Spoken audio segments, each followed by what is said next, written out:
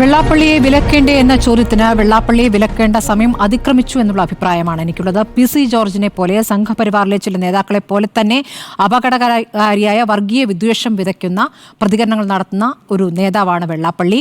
ആ വെള്ളാപ്പള്ളിക്ക് പക്ഷേ മറ്റാർക്കുമില്ലാത്ത ഒരു പരിവേഷം ഇവിടുത്തെ രാഷ്ട്രീയ പാർട്ടികൾ നൽകുന്നുണ്ട്. ഇവിടെ ഇപ്പോൾ കോൺഗ്രസ് വിമർശിച്ച് രംഗത്തെത്തിയിട്ടുണ്ട്. ലീഗും പ്രതികരിച്ചു മലപ്പുറവുമായി ബന്ധപ്പെട്ട് പറയുമ്പോൾ. പക്ഷേ വളരെ ശക്തമായ പ്രതികരണങ്ങൾ വരേണ്ട ഭാഗത്തു നിന്നും വന്നിട്ടുണ്ടോ എന്ന് ചോദിച്ചാൽ ഇല്ല എന്നുള്ളതാണ്. വെള്ളാപ്പള്ളിയുമായി ബന്ധപ്പെട്ട് വെള്ളാപ്പള്ളിക്കെതിരെ നേരത്തെ ഉണ്ണിബാലകൃഷ്ണൻ പറഞ്ഞതുപോലെ മൈക്രോ ഫിനാൻസ് കേസൊക്കെ നല്ല ശക്തമായി ആ കേസ് മുന്നോട്ട് പോയിരുന്നത് VS-ന്റെ കാലത്താണ്. പിന്നീട് പിണറായി വിജയൻ വന്ന ശേഷം ആ കേസുകളുടെ കാര്യത്തിൽ അങ്ങനെ ഒരു മുന്നോട്ട് പോക്ക് ഉണ്ടായിട്ടില്ല. വെള്ളാപ്പള്ളിയുടെ ഒരു രീതി എന്ന് വെച്ചാൽ മകനെ അവിടെ BJP-യെ പിന്തുണയ്ക്കാൻ മറ്റൊരു രാഷ്ട്രീയ പാർട്ടി ഉണ്ടാക്കി, മോദിയെ പുകഴ്ത്താൻ മകൻ, ഇവിടെ CPM-നെ പുകഴ്ത്താൻ ഞാൻ മതി എന്ന രൂപത്തിൽ അവിടെയും ഇവിടെയും പറയും. മോദി നല്ല പ്രധാനമന്ത്രി, പിണറായി വിജയൻ നല്ല മുഖ്യമന്ത്രി, ഇതാണ് രീതി. ഇങ്ങനെ പറഞ്ഞുകൊണ്ടേയിരിക്കുന്ന വെള്ളാപ്പള്ളി വർഗീയ പരാമർശങ്ങൾ നടത്തുന്നത് ഇതാദ്യമല്ല എന്ന് നമ്മൾ തുടക്കത്തിൽ തന്നെ പറഞ്ഞതാണ്. നേരത്തെ പറഞ്ഞ നൗഷാദ് ഈ അഴുക്കുചാൽ വൃത്തിയാക്കുന്നതിനിടെ അപകടത്തിൽപ്പെട്ടയാളെ രക്ഷിക്കാൻ ശ്രമിക്കുന്നതിനിടയിൽ മരിച്ച ആളാണ്. ആ നൗഷാദിൻ്റെ കുടുംബത്തിന് സഹായം നൽകിയാണ് സർക്കാർ ചെയ്തത്. ആ സഹായത്തെയാണ് വർഗീയമായി കണ്ട് പ്രതികരിച്ചത്. അന്ന് പക്ഷേ പിണറായിയുടെ കാലത്ത് തന്നെ അന്ന് കേസെടുത്ത ശേഷം വെള്ളാപ്പള്ളി ഭയന്നു. കേസെടുത്ത ശേഷം വേഗം മാറ്റി നൗഷാദിനെ പുകഴ്ത്തിക്കൊണ്ട് അടുത്ത പ്രതികരണം നടത്തുകയും ചെയ്തു. ഇനി തോന്നുന്ന സമയത്ത് വളരെ പെട്ടെന്ന് തന്നെ അങ്ങോട്ടും ഇങ്ങോട്ടും ഏത് വള്ളത്തിലും കാല് വെക്കാൻ പറ്റുന്ന രൂപത്തിൽ നിലപാടുകൾ മാറ്റാൻ കഴിയുന്ന ഒരു നേതാവാണ്. അങ്ങനെയുള്ള വെള്ളാപ്പള്ളിയാണ് ഇവിടെ ശബരിമല പ്രക്ഷോഭം, ശബരിമല സമരങ്ങൾക്കൊക്കെ ശേഷം ഇവിടെ സർക്കാർ രൂപീകരിച്ച നവോത്ഥാന സമിതിയുടെ അധ്യക്ഷനായി നിശ്ചയിച്ചത്. അന്ന് തന്നെ വെള്ളാപ്പള്ളിക്ക് ആ സ്ഥാനം കൊടുക്കുന്നതുമായി ബന്ധപ്പെട്ട ചർച്ചകളുണ്ടായിരുന്നു. അപ്പോൾ വെള്ളാപ്പള്ളിയെ അങ്ങനെ നിശ്ചയിച്ച് എന്തുകൊണ്ടാണ്? അന്ന് CPM-നെ സംബന്ധിച്ച് ഈഴവ വോട്ടുകൾ പ്രധാനമാണ്. അപ്പോൾ ഈഴവ വോട്ടുകളുടെ താക്കോൽ വെള്ളാപ്പള്ളിക്കാണ് എന്നൊരു തെറ്റിദ്ധാരണയുണ്ട്. കാരണം വെള്ളാപ്പള്ളി ഓരോ തെരഞ്ഞെടുപ്പുകളിലും ചില നേതാക്കളെക്കെതിരെ വിമർശനം നടത്തി, പ്രത്യേകിച്ച് ആലപ്പുഴയിൽ KC വേണുഗോപാലിനെതിരെ രംഗത്ത് വന്നിട്ട് പല നേതാക്കൾക്കുമെതിരെ ഇയാളെ തോൽപ്പിക്കണമെന്ന് പറഞ്ഞാൽ ആ നേതാവ് ജയിക്കുന്ന സാഹചര്യമാണ് നമ്മൾ കേരളത്തിൽ കണ്ടിട്ടുള്ളത്. അതുകൊണ്ട് തന്നെ ഇവിടുത്തെ ഹിന്ദു സമൂഹത്തിൽ ഭൂരിപക്ഷം വരുന്ന ഈഴവർ അവർ വെള്ളാപ്പള്ളി അനുസരിക്കുന്നവരാണ് എന്ന തെറ്റിദ്ധാരണയുണ്ട്. അവർക്ക് സ്വന്തമായി ചിന്തിക്കാനും ആലോചിക്കാനും രാഷ്ട്രീയ ബോധവുമുള്ളവരാണ്. അതുകൊണ്ട് തന്നെ എല്ലാ കാലത്തും ഇടതുപക്ഷത്തിനൊപ്പം നിന്നിരുന്ന ഈഴവ വോട്ടുകളാണ്. കഴിഞ്ഞ ലോക്സഭാ തിരഞ്ഞെടുപ്പ് വന്നപ്പോഴാണ് ഈഴവ വോട്ടുകളിൽ വലിയ രീതിയിലുള്ള ചോർച്ച CPM-നുണ്ടായത്. അതിനുശേഷം നടത്തിയ വാർത്താ സമ്മേളനത്തിൽ MV ഗോവിന്ദൻ പ്രതികരിക്കുമ്പോൾ അതിൽ ഈഴവ വോട്ട് ചോദനയെ പറ്റി പറയുന്നുണ്ട്. ആ പറയുന്ന ഘട്ടത്തിൽ വെള്ളാപ്പള്ളിയും വെള്ളാപ്പള്ളിയുടെ മകനും ഭാര്യയും BJP സ്ഥാനാർത്ഥികൾക്ക് വേണ്ടി ഇറങ്ങിയതിനെക്കുറിച്ചൊക്കെ വളരെ ശക്തമായി തന്നെ MV ഗോവിന്ദൻ പ്രതികരിച്ചിരുന്നു. പക്ഷേ വെള്ളാപ്പള്ളിയുമായി ബന്ധപ്പെട്ട് അതിലപ്പുറമുള്ള നടപടികളിലേക്ക് കടക്കാൻ, പ്രതികരണങ്ങളിലേക്ക് കടക്കാനൊക്കെ എത്രത്തോളം കഴിയും? കാരണം ഈഴവ വോട്ട് വെള്ളാപ്പള്ളിയുടെ കയ്യിലാണ് എന്നൊരു തെറ്റിദ്ധാരണയുണ്ടാകാം. ഒരുപക്ഷെ അതാണ് കരുതുന്നതെന്ന് ഞാൻ കരുതുന്നു. വെള്ളാപ്പള്ളിയുടെ നിലപാട് കൊണ്ടല്ല, യഥാർത്ഥത്തിൽ ഈഴവ വോട്ടുകൾ പോയിട്ടുള്ളത് സർക്കാരുമായി ബന്ധപ്പെട്ട് അല്ലെങ്കിൽ ഇടതുപക്ഷവുമായി ബന്ധപ്പെട്ട് ഈഴവ വോട്ടർമാർക്കുണ്ടായിരിക്കുന്ന അഭിപ്രായ വ്യത്യാസങ്ങളായിരിക്കാം. അതോടൊപ്പം തന്നെ ഈ CPM-ന് വോട്ട് ചോർച്ച ഉണ്ടായെടുത്ത സ്ഥലങ്ങളിലൊക്കെ BJP-ക്ക് വോട്ട് കൂടിയിട്ടുണ്ട്.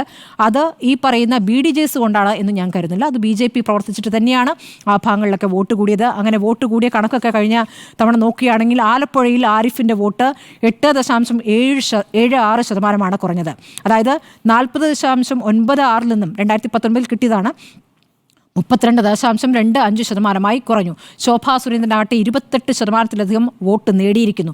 2019 KS രാധാകൃഷ്ണൻ നേടിയത് വെറും 17.24%. അപ്പോൾ ശോഭാ സുരേന്ദ്രന് വേണ്ടി വോട്ട് ചോദിക്കാനൊക്കെ വെള്ളാപ്പള്ളി പോയിട്ടുണ്ട്. പക്ഷേ ശോഭാ സുരേന്ദ്രൻ്റെതായി വോട്ട് നേടാനുള്ള കഴിവുണ്ട്, അത് വെള്ളാപ്പള്ളിയുടെ കഴിവുകൊണ്ടാണ് എന്ന് തെറ്റിദ്ധരിച്ചിട്ടുണ്ടാവും ഒരു പക്ഷേ. അതുകൊണ്ട് തന്നെ വെള്ളാപ്പള്ളിക്കെതിരെ കേസ് എടുക്കുമോ എന്നാണ് അറിയേണ്ടത്. കേസ് എടുക്കാൻ ഉള്ള നിലപാടിലേക്ക് ഇടത് സർക്കാർ പോകേണ്ടതുണ്ട്. അങ്ങനെ കേസെടുത്ത ചരിത്രവും അതിശക്തമായ വർഗീയ പരാമർശങ്ങൾക്ക് അതിശക്തമായ നിലപാടുകളെടുത്ത ചരിത്രവും ഇടത് സർക്കാരുകളെ സംബന്ധിച്ചുണ്ട്. പക്ഷേ വെള്ളാപ്പള്ളിയുമായി ബന്ധപ്പെട്ട് ഇപ്പോഴത്തെ സാഹചര്യത്തിൽ അങ്ങനെ ഒരു നിലപാടിലേക്ക് പോകുമോ എന്നുള്ളതാണ് എൻ്റെ സംശയം. ഇപ്പോൾ ശ്രീനാരായണ ഗുരുവിൻ്റെയും ഈ പറഞ്ഞ കുമാരനാശൻ്റെയും ഒക്കെ പിൻഗാമിയായി എത്തിയിരിക്കുന്ന വെള്ളാപ്പള്ളി, അദ്ദേഹം സ്വയം ഒരു ശ്രീനാരായണ ഗുരുവിനെ പോലെ ഒരു വ്യക്തിയായിട്ടാണ് അദ്ദേഹം സ്വയം കാണുന്നതെന്ന് തോന്നുന്നു. പക്ഷേ അപരമത വിദ്വേഷമാണ് അദ്ദേഹം എല്ലാ ഘട്ടത്തിലും പറയുന്നത്. ഇവിടെ പള്ളികൾ നിർമ്മിച്ചു കൊടുക്കണമെന്നാണ് ശ്രീനാരായണ ഗുരു പറഞ്ഞിട്ടുള്ളത്. അവിടെ പറയുന്നിടത്താണ് ഇവിടെ മുസ്ലിം വിരുദ്ധ പരാമർശം തുടർച്ചയായി നടത്തിക്കൊണ്ടിരിക്കുന്നത്. അതും മലപ്പുറത്ത് നിലമ്പൂരിൽ പോയി അവിടെയുള്ള ഈഴവരെ തിരിച്ചുവിടാനുള്ള ശ്രമം നടത്തിയിരിക്കുന്നത്. പക്ഷേ അങ്ങനെ തിരിഞ്ഞു പോകുന്നവരല്ല ഈഴവർ എന്നാണ് ഞാൻ മനസ്സിലാക്കുന്നത്. അവർ കഴിഞ്ഞ തവണ ഇടതുപക്ഷത്തിൽ നിന്നും പുറത്തേക്ക് പോയിട്ടുണ്ടെങ്കിൽ അതിന് രാഷ്ട്രീയമായ കാരണങ്ങളുണ്ടാകും. അവിടെ ഇടതുപക്ഷം മുസ്ലിം പ്രീണനം നടത്തുകയാണ് എന്ന രൂപത്തിലുള്ള ചർച്ചകളൊക്കെ ഉണ്ടായിട്ടുണ്ട്. അതാണോ യഥാർത്ഥത്തിലുള്ളതെന്ന് CPM പരിശോധിക്കേണ്ട കാര്യമാണ്. മുസ്ലിം വിരുദ്ധ പരാമർശങ്ങൾ ഇവിടെ നടത്തിക്കൊണ്ടിരിക്കുമ്പോൾ അതിനെതിരെ ശക്തമായ പ്രതികരണം ആദ്യം വരേണ്ടത് CPM-ൽ നിന്നാണ്. ഇപ്പോൾ വന്നിരിക്കുന്ന AYF-ന്റെ പ്രതികരണമാണ്. ഇപ്പോൾ വന്നിരിക്കുന്ന ബിനോയ് വിശ്വത്തിന്റെ പ്രതികരണം വന്നു എന്ന് തോന്നുന്നു.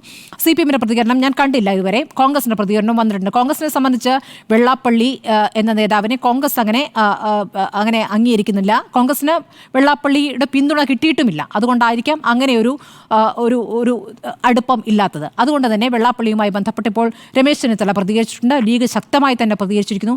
മലപ്പുറവുമായി ബന്ധപ്പെട്ട് നോക്കൂ. മലപ്പുറവുമായി ബന്ധപ്പെട്ടപ്പോൾ വെള്ളാപ്പള്ളി മാത്രമല്ല, നേരത്തെയും പല നേതാക്കളും പ്രതികരണം നടത്തിയെന്നൊരു യാഥാർത്ഥ്യം അവിടെ നിൽക്കുന്നുണ്ട്. അപ്പോൾ കഴിഞ്ഞ ഒന്നാം പിണറായി സർക്കാരിൻ്റെ കാലത്ത് മലപ്പുറവുമായി ബന്ധപ്പെട്ട് കടകംപള്ളി സുരേന്ദ്രൻ അന്ന് മന്ത്രി നടത്തിയൊരു പ്രസ്താവനയുണ്ട്. അത് ഒരു ഉപതെരഞ്ഞെടുപ്പ്, മലപ്പുറത്ത് ഒരു ഉപതെരഞ്ഞെടുപ്പ് പരാജയത്തിൻ്റെ ഘട്ടത്തിലാണ് അദ്ദേഹം അത് പറഞ്ഞത്.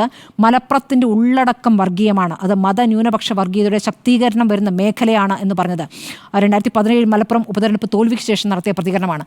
അങ്ങനെ ഒരു പ്രതികരണം CPM-ലെ ചില നേതാക്കളിൽ നിന്ന് തന്നെ വന്നിരിക്കുന്നു. ഒരു ഘട്ടത്തിൽ VS പോലും നടത്തിയ പ്രതികരണം വലിയ വിവാദമായിരുന്നതാണ്. അവിടെ വിദ്യാഭ്യാസപരമായി പിന്നാക്കം നിന്നിരുന്ന ഒരു ജില്ല വളരെ പെട്ടെന്ന് തന്നെ മുന്നിലേക്ക് വരുന്നു. പ്രത്യേകിച്ച് പെൺകുട്ടികൾ പഠനത്തിൽ വളരെയധികം മുന്നോട്ട് വരുന്നു. എൻട്രൻസ് പരീക്ഷാ ഫലത്തിലൊക്കെ അവർ മുന്നോട്ട് വന്ന ഘട്ടത്തിൽ VS ഒരു ഘട്ടത്തിൽ പറഞ്ഞിട്ടുണ്ട് കോപ്പി അടിച്ച് പാസ്സായതാണ്.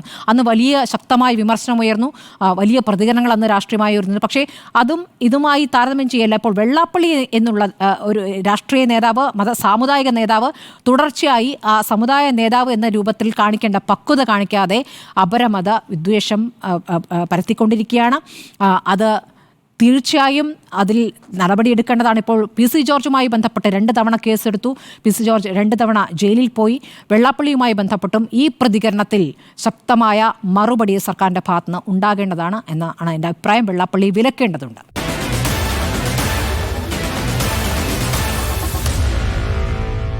Meet the editors.